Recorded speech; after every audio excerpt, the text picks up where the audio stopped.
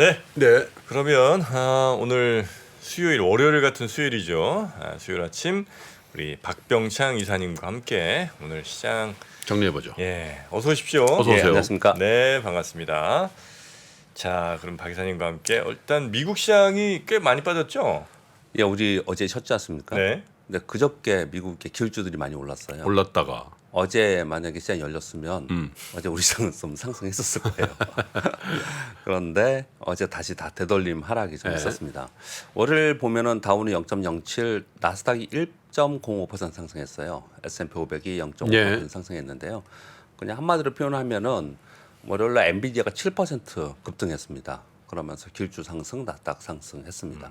엔비디아 상승에 대해서는 오늘 뉴스에 다시 말씀드리겠지만 모건 스탠리 보고서가 있었고요. 사우디 아랍에미리트에서 H백 대량 매입 보도가 나왔습니다. 그러면서 엔비디아가 7% 올랐고요. 마이크론 테크놀로지 6%, 인텔 2.2%, AMD가 4% 올랐어요. 그러니까 나스닥이 많이 오르는 그런 월요일의 모습을 보였습니다. 근데 우리 시장은 열리지 않았고요. 그리고 오늘 아침 끝난 시장에서는 다 되돌림 하락을 했습니다. 다우는 1%, 나스닥 1%, S&P 500 1% 하락을 했습니다. 중국 경제 지표 부진으로 이유로 유가가 좀 떨어졌고요. 그래서 정유주들이 한 3% 하락을 했고요. 예. 피치사에서 미국 주요 은행의 신용등급 강등 경고를 했습니다. 은행주들이 약 2% 정도씩 하락을 했습니다.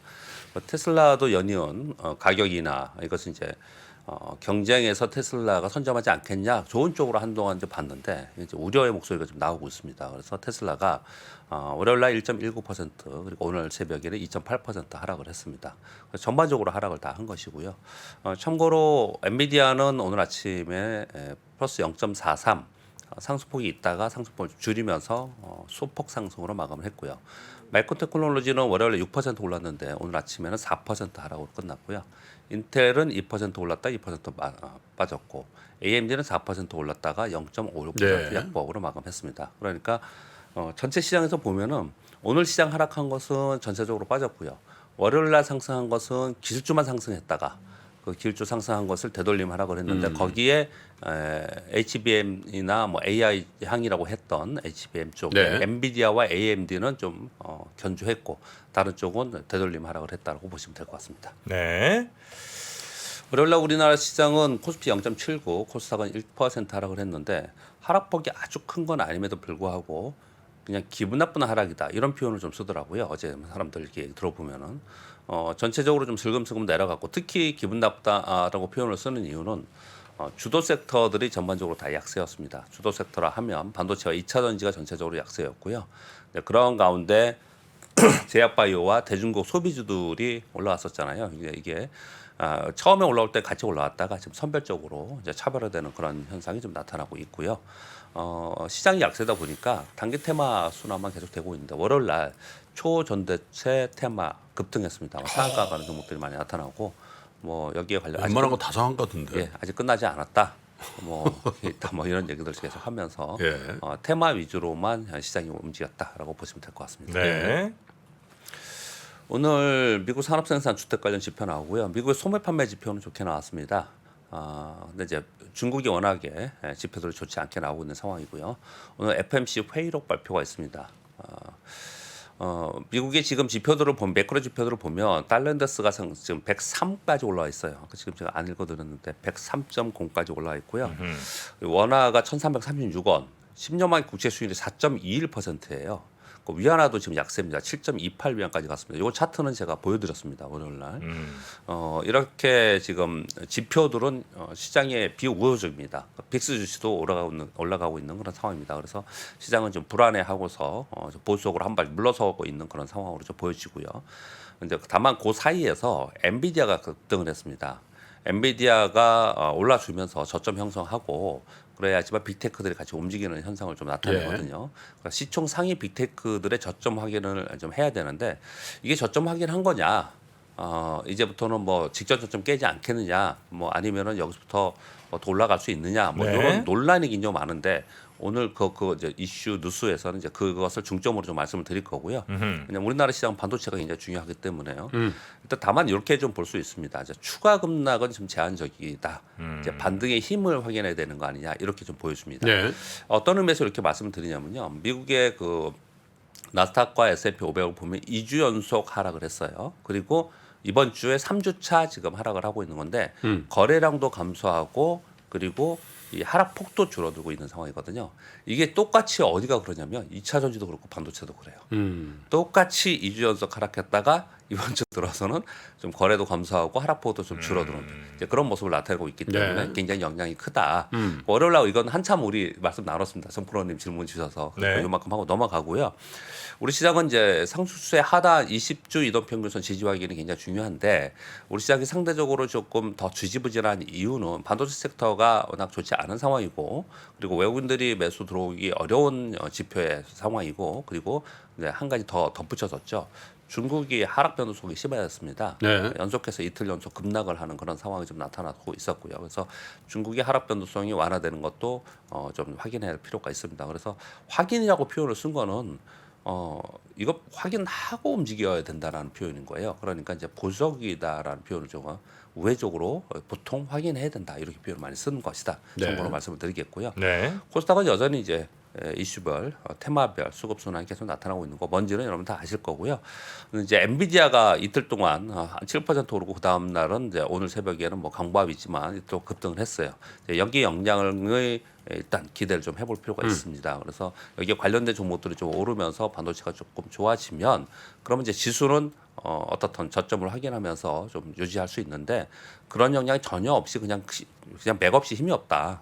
그러면 뭐 좀 더 고생을 해야 되지 않을까 그렇게 예. 좀 이해하시면 될 것 같습니다. 또 오늘 이제 요 부분에 대해서는 뉴스가 여러 가지 뉴스가 많이 나와서 그렇죠. 전해드리도록 하겠습니다. 네. 일단 먼저 다른 뉴스 몇 가지 말씀드릴게요. 최근에 이제 중국 증시 변동성이 굉장히 컸습니다. 그 부동산 우려가 있어요. 네, 그럼으로써 이제 우려의 목소리 굉장히 높아지고 있는데 부동산 개발업체의 연이은 디폴트 우려 그리고 경기 지표의 부진이 지속되고 있습니다. 네. 이것을 해석을 많이 하는데 이런 해석들을 합니다. 부동산 개발업체들이 지금 이제 디폴트 우려 나오고 예전에 이제 헝다 얘기 한참 했었잖아요. 완다 얘기도 했고 네. 완다는 이제 잠깐 넘어갔고요. 근데 이게 헝다 이후에 부동산 개발업체들은 구조조정을 계속 진행을 하고 있었다라고 해요. 예. 네, 그래서 이것이 전체를 무너뜨린 것은 아니지 않겠냐라는 이제 뭐 조심스러운 보고서가 좀 나오고 있는 그런 상황이고요. 더불어서 최근에 정책 기조를 부동산 부양 기조로 좀 바꿔놨지 않습니까? 그러니까 너무 이제 너무 일방적으로 한쪽으로만 치지 말고 좀 지켜보자 이런 의견들이 좀 많은 상황인 것 같습니다. 이제 그대로 전해드린 거고요. 네, 그런 가운데 MLF 대출금리 두 달 만에 다시 15bp 인하했습니다. 그렇죠. 지난 6월에도 인하했었거든요. 이제 그럼으로써 이게 금리를 계속 인하하는 거니까 위안화가 약세가 계속 됩니다. 경기가 안 좋은 것도 있지만 위안화가 약세가 계속 돼요. 그래서 정책 당국에서 계속 개입을 하고 있는 그런 상황이거든요. MLF는 뭐죠? 이게 LPR은 대충 뭐 기준금리처럼 뭐 이제 우리가 생각하면 될 거라고는 예. 배웠는데 뭐 시중은행이 대출해줄 때 예. 대출 금리가 있잖아요. 예. 이걸 이제 여기 사회주가다 보니까 이제 조정을 해주는 겁니다. 아 시장에서 그냥 형성된 게 예, 예. 아니고 이제 은행들한테 뭐 어느 정도 뭐 정부에서 이렇게 예, 예. 지침 주고 뭐 이런 예, 모양이에요. 창구지도 하는 예, 예, 뭐 그렇습니다. 금리라고 할까? 예, 중기 뭐라고 그러잖아요. 예, 그렇게 보시면 될 것 같고요. 이번 달 21일 날 LPR 금리 결정을 합니다. 그래서 이거 이제 기대를 좀 하고 있는 그런 상황인데 이 얘기를 계속하면 저는 맨날 이거 뉴스 들으면서 정프로님 생각이 나는데 뭐죠? 정말 찔끔찔끔하지 않아요. 계속 조금씩 이렇게 하고 있는 그런 상황이에요. 네. 지금 같은 상황에서 어떤 게 나올지 시장에서는 어떻든 간에 계속 기대를 하고 있는 여기서도 계속 찔끔찔끔 하는 게 나오느냐 아니면 뭔가 좀 더 화끈하게 나오느냐 이런 기대를 좀 시장에서는 하고 있는 것 같습니다. 그렇게 좀 보시면 될 것 같고요. 두 번째 뉴스는 좀 재미있는 뉴스라서 한번 가져와 봤습니다. 마이클 버리 뭐 유명한 우리나라에서 굉장히 유명한 영화도 나왔기 때문에 이 운용 CEO 사이언 자산운용 CEO죠. 이분이 미국 증시 하락에 베팅을 했는데 어마어마하게 했습니다. 스파이 풋옵션에 약 8.8억 달러, QQQ의 풋옵션에 약 7.3억 달러, 총 16억 달러 정도 되는데 마이클 버리가 운용하는 관리하는 뭐 전체가 아니고 마이클 버리가 관리하는 포트폴리오에 93%를 하락에 베팅을 했다고 합니다. 이번 2분기에 이렇게 했다는 거예요. 근데 2분기에? 예. 왜 재밌다고 이 표현을 드리냐면요. 지난 3월에 1분기에 1월 달에 매도하라고 얘기한 적이 있었어요. 네. 근데 3월에 자기 트윗에 매도하라고 말한 내가 실수였다 하고 그다음에 트윗을 안 했어요. 그다음에 그때 실수였다. 왜냐하면 계속 올랐잖아요, 시장이.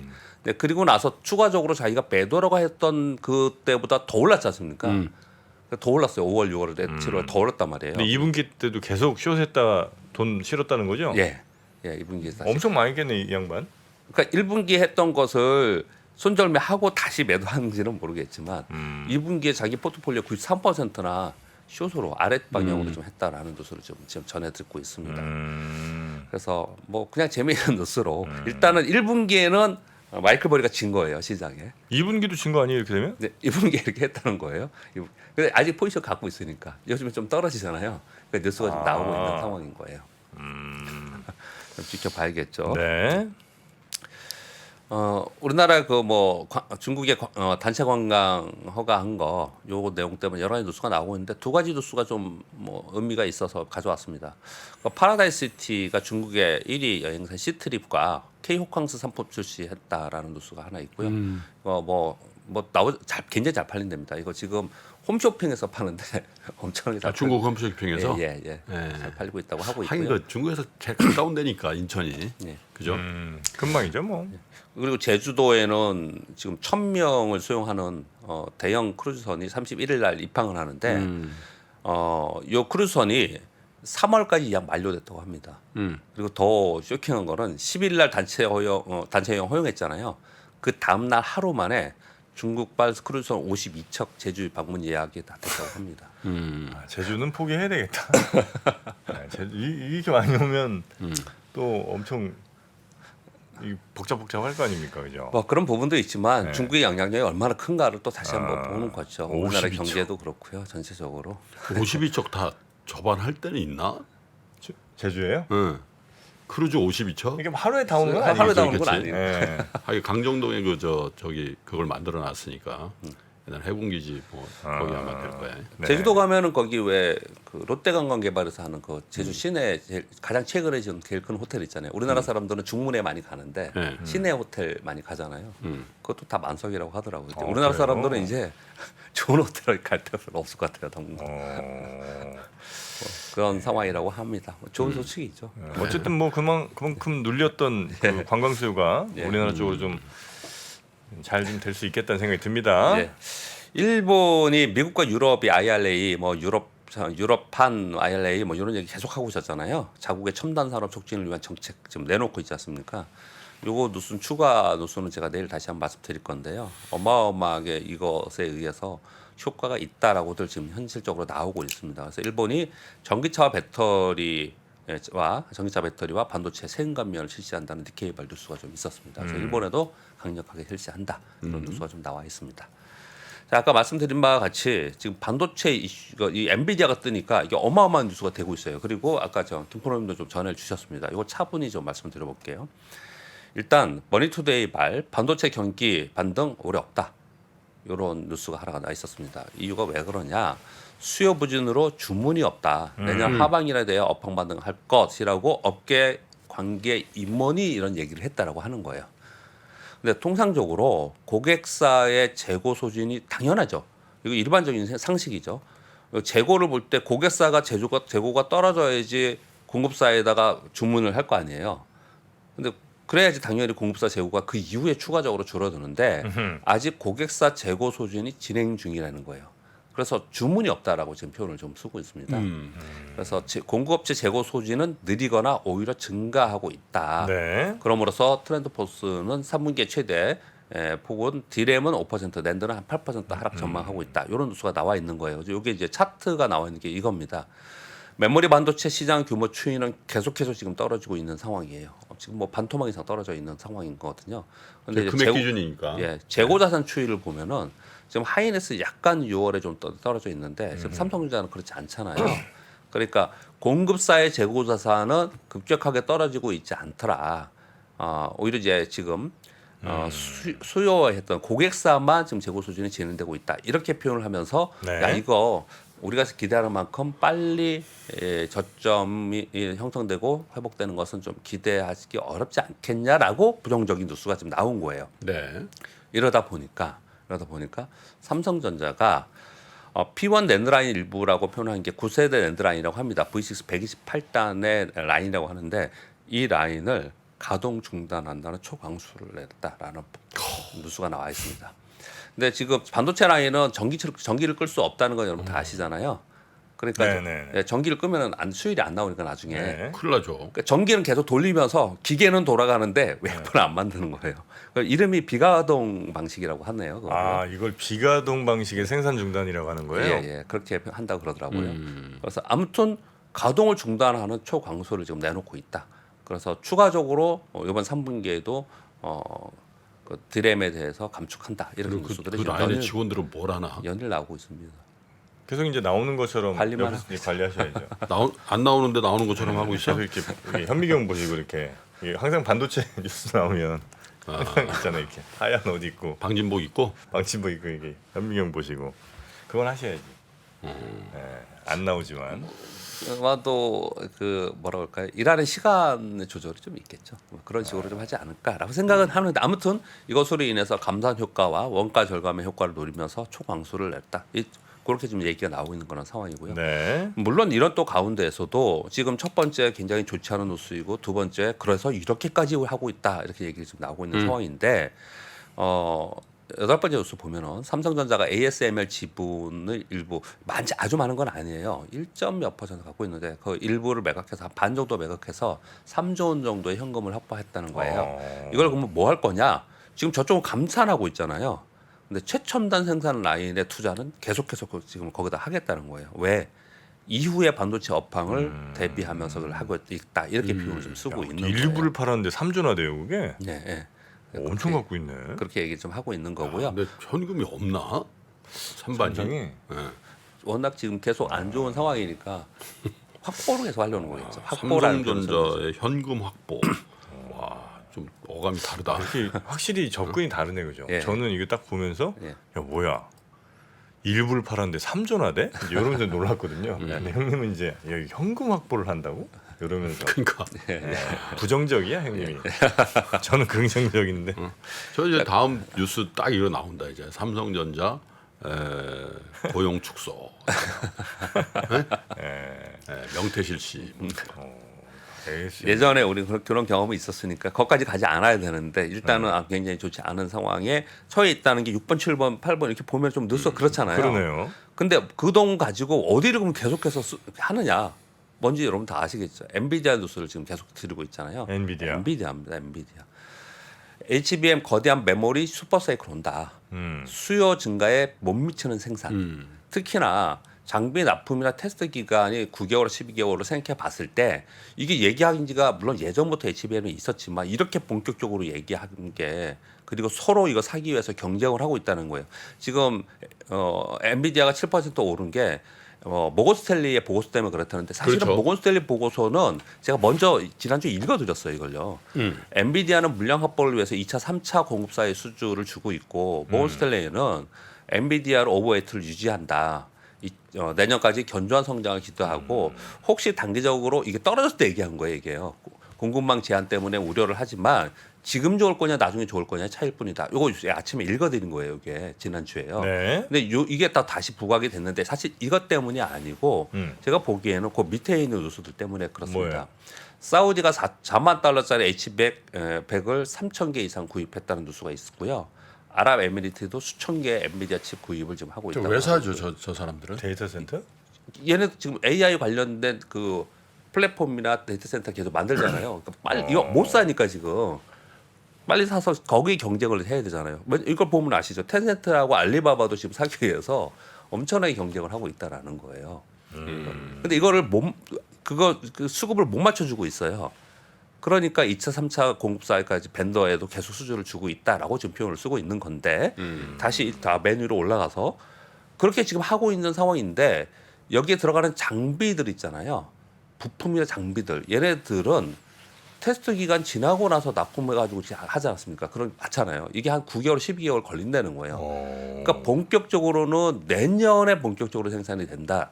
그래서 지금 그게 안 되기 때문에 서로 살려고 이렇게 경쟁을 하고 있다라고 표현을 쓰고 있는 거거든요. 이게요. 그러면서 네. 이런 경쟁이 생기면서 올해만 아무튼 55만 개 정도 출하 전망이다라는 수가 나오고 있고요. 이거 지금 엔비디아 얘기하는 겁니다. 그리고 타이거 글로벌은 엔비디아 지분 처음에 얼마 있었는지 모르겠지만 지분을 뭐 1,300% 이상 더 많이 사가서 늘려서 보유하고 있다. 이런 뉴스들이 나와서 엔비디아가 오른 거예요. 네. 자, 이걸 아까 삼성전자랑 다시 연결시켜서 얘기를 해보면은 지금 위에 보면은 6번, 7번 노선은 지금 상황이 좋지 않다라고 계속 얘기를 하고 있잖아요. 그런데 어떻든 간에 최첨단 반도체 생산 라인은 계속해서 투자를 하겠다고 얘기를 하고 있는 거고 그 투자가 어디냐 보면은 거의 대부분 여기에 지금 쏠려 있다. 시장에서는 관심이 여기까지 네. 지금 이제 되어 있습니다. 근데 엔비디아는 사실 자기네가 직접 생산하는 건 아니잖아요. 설계해서 줄 네. 거 아닙니까, 그죠? 그렇죠. 그러면 네. 너무 이게 또 단순한 생각인데. 예.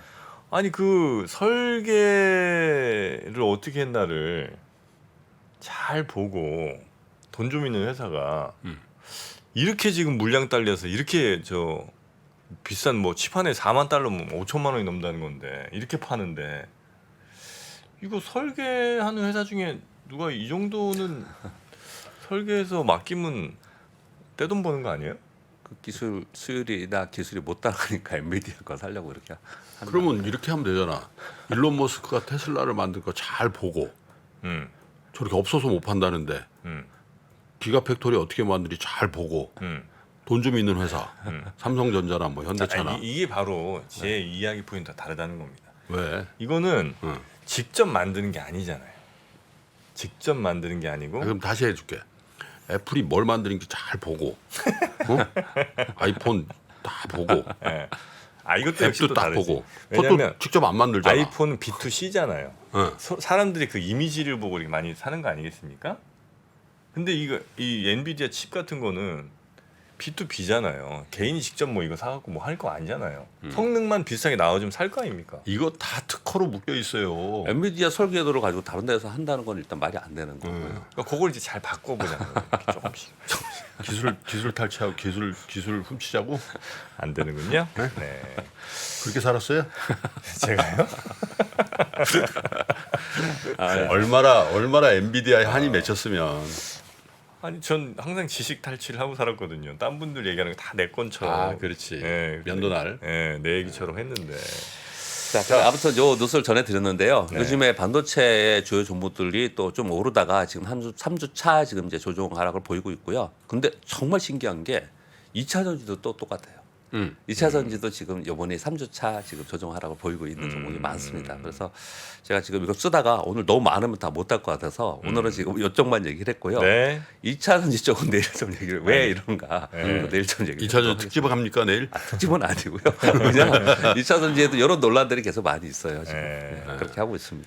알겠습니다. 오늘도 대단히 감사하고요. 내일도 잘 부탁드립니다. 고맙습니다. 감사합니다. 감사합니다. 아시아 외환 위기 이후에 글로벌 경기가 안 좋아질 것 같으니까 미국이 금리 인상을 천천히 하게 되거든요. 근데 이때 IT 관련 산업이 굉장히 빠르게 성장을 하는데 금리 인상이 생각보다 늦다 보니까 이게 뭘 만들게 되냐면 닷컴 버블을 만들게 됩니다. 외환 위기부터 닷컴 버블, 금융 위기, 인플레이션의 부활까지 대한민국 최고의 거시경제 전문가 오건영의 경제 이야기를 서점에서 만나보십시오.